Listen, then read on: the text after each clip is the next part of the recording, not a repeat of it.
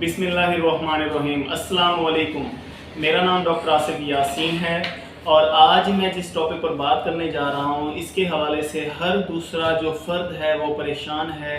Specially 3 ऐसी अलामात जैसा कि गैस का बनना, मैदे की जलन और बदहज़मी।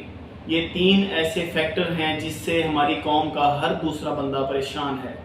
बेसिकली मैदे की जलन जो होती है, मैदे की तेज़ाबियत जो होती है, गैस का जो बनना है, इसकी वजूहात क्या हैं, इसकी अलामात क्या हैं और इसका जो है ट्रीटमेंट क्या है। हम अपनी लाइफ स्टाइल में कौन सी ऐसी चेंजमेंट हैं जो कर सकते हैं जिससे हम इस मसले से, इस मैदे के मसले से जो है हम बच सकते हैं।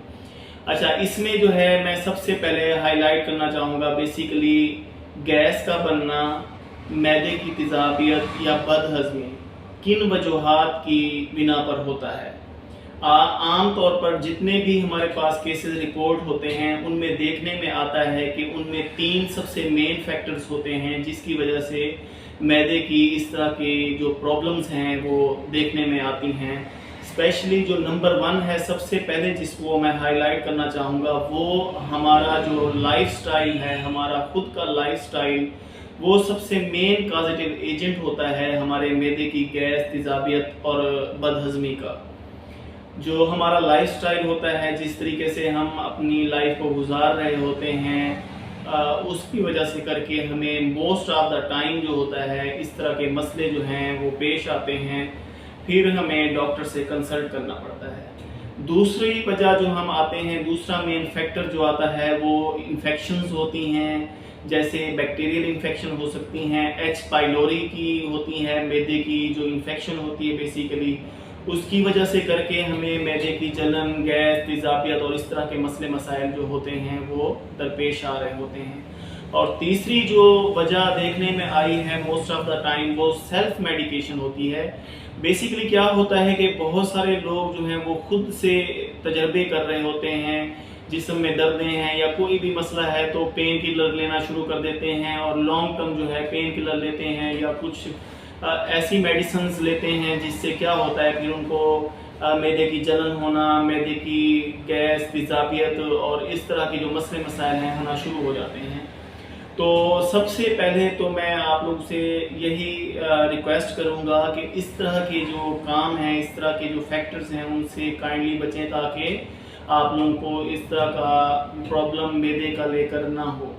अच्छा, अब इसमें हम शुरू करते हैं कि मैदे की जलन, तेज़ाबियत, गैस, इसकी अलामात क्या हैं, इसमें कैसी फीलिंग्स आती हैं या क्या होता है इसमें। बेसिकली सबसे पहले जो क्या देखने में आता है कि मैदे में दर्द होना शुरू हो जाता है, कुछ लोगों को उल्टी आने वाली जो कैफियत है वो हो रही होती है, उल्टी बाज़ औक़ात आ भी जाती है। अच्छा, इसके अलावा गैस, बहुत ज़्यादा मैदा जो है पेट जो है वो फूला रहता है, अजीब सी बेचैनी होती है, अजीब सी कैफियत होती है जिसमें हमें जो है कोई भी चीज़ अच्छी नहीं लग रही होती और हमारा मैदा जो है भारीपन का हमें एहसास होता है कि जैसे हमें जो है हमारा मैदा हर वक्त जो है फुल रहता है, भारी रहता है, सीने में जलन का महसूस होना।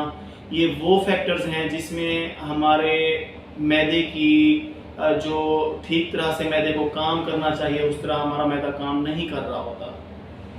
अच्छा, अब इसके जो कॉजेटिव एजेंट हैं उस पर आते हैं। सबसे पहले जैसे कि मैंने कॉजेटिव एजेंट में मैंने बताया है आप लोगों को, सबसे पहली जो वजह है, जो हमारे पास जितने भी पेशेंट आते हैं, हम जो रिपोर्ट होते हैं उनमें जो गैस के या तेज़ाबियत या मैदे के अल्सर के प्रॉब्लम के साथ आते हैं, उनमें देखने में फैक्टर क्या आता है, सबसे मेन जो फैक्टर आता है उनके लाइफस्टाइल का, जैसे कि मैंने पहले बताया है।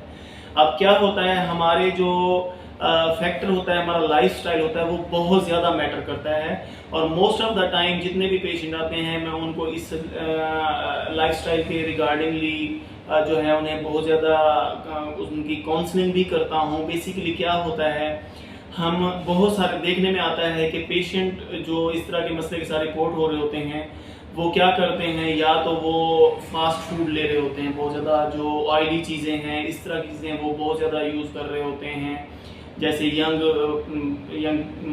लोग हैं, जैसे मेल हैं या फीमेल हैं, वो फास्ट फूड का बहुत ज़्यादा इस्तेमाल कर रहे होते हैं।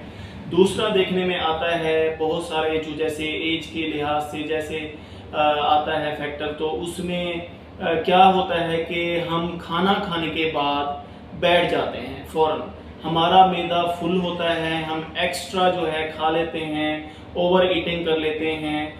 उसके बाद हम कोई फिज़िकल वर्कआउट नहीं करते, हम बैठे रहते हैं या फिर लेट जाते हैं या सो जाते हैं। उसमें क्या होता है कि मैदा जो है हमारा प्रॉपर काम नहीं कर पाता due to over eating, due to non physical work, जो हम कोई फिजिकल वर्क नहीं कर रहे होते।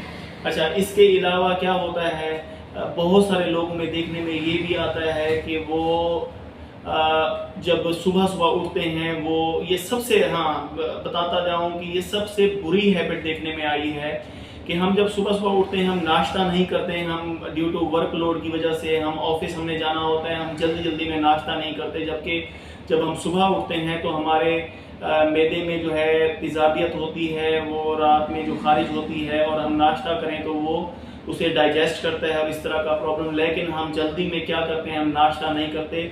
मैं आप लोगों को हाईलाइट करता जाऊं कि नाश्ता बहुत ज़रूरी है आपकी हेल्थ के लिए, नाश्ते को बिल्कुल भी स्किप ना किया करें। अच्छा, उसके अलावा जो दूसरा फैक्टर देखने में आता है, हम बाहर के खाने खाते हैं जिनमें ज़्यादा मिसाले होते हैं, तेज़ मिसालों वाले, मिर्ची वाले, इस तरह की चीज़ें जो होती हैं, ये पॉजिटिव एजेंट आता है। बेसिकली हम अपने अगर चाहते हैं कि हमारे मैदे का 70 to 90% हमारा मैदे का मसला जो है वो हल हो, वो हमारे लाइफस्टाइल को मॉडिफाई करने से हल होता है। क्योंकि जैसे कि मैंने बताया है कि ये ऐसे फैक्टर्स हैं जिनमें हम काम नहीं करते। जितने भी पेशेंट आते हैं देखने में आता है, या तो वो खाना खाने के बाद सो जाते हैं, या फिर फास्ट फूड बहुत ज़्यादा ले रहे होते हैं, ऑयली फूड ज़्यादा ले रहे होते हैं, या फिर क्या करते हैं वो बाहर के खाने ज़्यादा खाते हैं, या फिर ऐसा होता है कि वो फिज़िकल वर्कआउट नहीं करते, या फिर देखने में आता है कि वो स्मोकिंग या अल्कोहल का इस्तेमाल ज़्यादा करते हैं, या फिर वो क्या करते हैं चाय और कॉफ़ी का इस्तेमाल भी ज़्यादा करते हैं। तो इसकी वजह से भी मैदे का प्रॉब्लम होता है। लाइफस्टाइल को अगर हम मॉडिफाई कर देते हैं, हम वॉक शुरू कर देते हैं, हम खाना जो है, सुन्नत भी है कि खाना खाने के बाद हमें 40 कदम चलने चाहिए, एक्सरसाइज करनी चाहिए। अगर हम ऐसा करते हैं तो मोस्ट ऑफ द टाइम जो हमारे मैदे का प्रॉब्लम है वो काफ़ी हद तक हल हो जाता है। दूसरा फैक्टर जो मैंने बताया है कि दूसरा फैक्टर जो आता है वो इन्फेक्शंस होती हैं मैदे की। एच पाइलोरी की वजह से, एच पाइलोरी बैक्टीरियल इन्फेक्शन होती है हमारे मैदे की, जिसमें हमारे मैदे में अल्सर बन जाते हैं, ज़ख्म बन जाते हैं। तो उसके लिए जो है प्रॉपर एक ट्रीटमेंट होता है, उसके लिए आपको डॉक्टर से कंसल्ट करना होता है, क्योंकि इसके लिए एक प्रॉपर कोर्स होता है जो कम से कम 14 दिन का 2 हफ्ते का ट्रीटमेंट प्रोटोकॉल होता है, जिसमें एंटीबायोटिक लेनी होती है, प्रोटॉन पंप इनहिबिटर्स लेने होते हैं, एंटासिड्स वगैरह लेने होते हैं, फिर जाकर हमारा ये मसला हल होता है। अच्छा, तीसरा फैक्टर आ जाता है हमारे पास जो मैंने बताया है कि सेल्फ मेडिकेशन।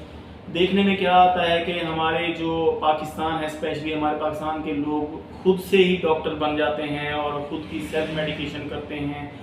जिस्म में दर्दों के लिए जितनी भी एनसेड्स वगैरह या इस तरह की एनएसएड्स वगैरह या इस तरह की मेडिकेशन ली जाती हैं दर्दों वगैरह के लिए, पेन किलर के लिए लॉन्ग टर्म यूज़ किया जाता है, तो देखने में आया है वो मैदे में अल्सर, तेज़ाबियत और इस तरह के मसले मसाइल का बाइस बनती हैं। तो काइंडली आप लोगों को इस तरह के फैक्टर्स से बचना चाहिए। अगर आप चाहते हैं कि मैदे के इस तरह के मसले मसाइल से आप महफूज रहें और हेल्दी लाइफ आप गुजारें, तो अपने लाइफस्टाइल को चेंज करें। अगर आपको किसी इन्फेक्शन की वजह से हुआ है मसला मैदे का, तो उसमें जो है आप डॉक्टर से कंसल्ट करें और मेडिकेशन प्रॉपर लें। तीसरा जो है सेल्फ मेडिकेशन से आपको अवॉइड करना चाहिए। और चौथा जो है उसमें बहुत सारे और भी फैक्टर आ जाते हैं। स्ट्रेस भी अगर आप लेते हैं तो उसकी वजह से भी आपका मैदा डिस्टर्ब रहता है। अच्छा, ये आ गए हैं जो मेन फैक्टर हैं। वैसे तो बहुत सारे फैक्टर्स आ जाते हैं जिनकी वजह से मैदे की गैस, तेज़ाबियत और बदहज़मी वगैरह होती है।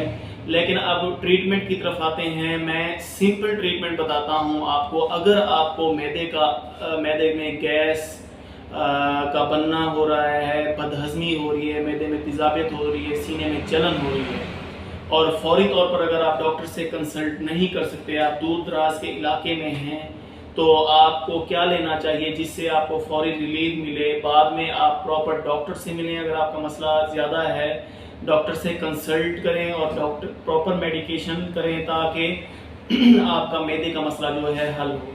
अच्छा, ट्रीटमेंट में सबसे पहले हम जो है बताते हैं कि गैस, तेज़ाबियत, जलन वगैरह अगर आपको बहुत ज़्यादा होती है तो आपको राइजिक कैप्सूल लेना चाहिए। 40 mg राइजिक कैप्सूल सुबह और शाम जो है खाली पेट लेना चाहिए। खाना खाने से आधा घंटा पहले लेना चाहिए। उसके अलावा जो है आपको एंटोसिड सिरप जो है, कोई भी अच्छी कंपनी का एंटोसिड सिरप जो होता है, एंटोसिड सिरप जो होता है 2 चम्मच सुबह, 2 दोपहर, 2 शाम आप ले सकते हैं। इसके अलावा जो है तीसरी चीज़, खाना खाने के बाद पिराइड टैबलेट, लीवोसल्प्राइड, ये बहुत अच्छी टैबलेट होती हैं जो हमारे मैदे को प्रॉपर काम करने के लिए हेल्प आउट करती हैं, तो ये चीज़ें आप ले सकते हैं। इससे क्या होता है कि काफ़ी हद तक आपका मैदे का मसला जो है हल हो जाता है। इसके अलावा अपने लाइफस्टाइल को, जैसा कि मैंने बताया है, चेंज करें, थोड़ी सी वॉक करना शुरू कर दें। और मैं 100% दावे से कहता हूँ, अगर आप ये सिंपल ट्रीटमेंट भी करते हैं, आपको इस तरह का मैदे का मसला हो रहा है, गैस, तेज़ाबियत का मसला है, और आप ये सिंपल मेडिकेशन राइजिक कैप्सूल लेना शुरू कर देते हैं सुबह शाम, एंटोसिड सिरप 2 चम्मच सुबह दोपहर शाम लेना शुरू कर देते हैं, पिराइड टैबलेट लीवोसल्प्राइड 50 mg में सुबह शाम लेना शुरू कर देते हैं, और वॉक करते हैं, स्पाइसी फूड और इस तरह की चीज़ों से बचते हैं, तो 80 to 90% आपका मैदे का मसला जो है हल हो जाता है। और कम से कम आपको ये मेडिसिन 2 हफ्ते तक प्रॉपर लगातार लेनी चाहिए ताकि दोबारा से आपको इस तरह का मसला ना हो। अब एंड पे जो है मैं परहेज़ के हवाले से बताता जाऊंगा कि परहेज़ में क्या है कि अगर आपको गैस, तेज़ाबियत का मसला है तो कौन सी चीज़ें आपको नहीं करनी चाहिए। उसमें सबसे पहले आ जाता है कि आप फास्ट फूड जो है, ऑयली फूड, फास्ट फूड जो है, इस तरह की चीज़ें, जंक फूड्स जो हैं वो लेना छोड़ दें। उसके अलावा जब भी आपको मैदे का मसला हो रहा हो, गैस, तेज़ाबियत इस तरह का मसला हो, तो भूख, आप जब भी खाना खाएं थोड़ी सी भूख आपकी रहती हो और खाना आप बंद कर दें, छोड़ दें। खाना खाने के बाद तीसरी चीज़ ये है कि थोड़ी सी आपको कम से कम 40 कदम वॉक करनी चाहिए। ये प्रैक्टिसेस जो हैं, जो कंपलसरी हैं, ये चीज़ें करें, इंशाल्लाह आपके मैदे का मसला जो है वो बहुत हद तक जो है हल हो जाएगा। हमारे चैनल को ज़्यादा से ज़्यादा सपोर्ट करें। इंशाल्लाह हम आपको हेल्थ से रिलेटेड बहुत सारी इंफॉर्मेशन देंगे जिसके हवाले से आप अपने हेल्दी लाइफस्टाइल को मेंटेन रख सकते हैं। Thank you so much. दुआओं में याद रखें। Take care. अल्लाह हाफिज़। अल्लाह हाफिज़।